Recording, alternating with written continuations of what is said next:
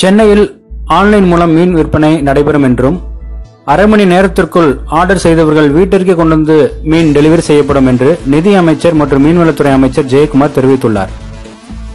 சென்னையில் ஆன்லைன் மூலம் மீன் விற்பனையத்தை பட்டினப்பாக்கத்தில் நிதி மற்றும் மீன்வளத்துறை அமைச்சர் ஜெயக்குமார் திறந்து வைத்தார். அவருடன் சென்னை மாவட்ட ஆட்சியர் மற்றும் உயர் அதிகாரிகள் கலந்து கொண்டனர்.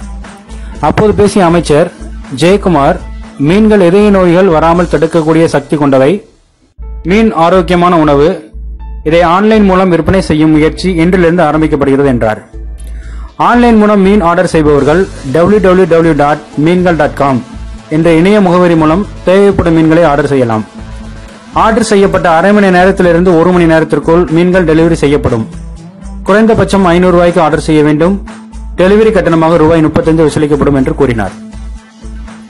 ஆன்லைனில் ஆர்டர் செய்ய இயலாதவர்கள் 04424956896 என்ற தொலைபேசி எண்ணிலும் தொடர்பு கொள்ளலாம் என்று தெரிவித்தார்.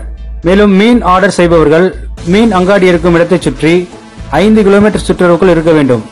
சென்னையில் மட்டுமில்லாது பிற மாவட்டங்களுக்கும் இந்த திட்டம் மிக விரைவில் விரிவுபடுத்தப்படும் என்று கூறினார்.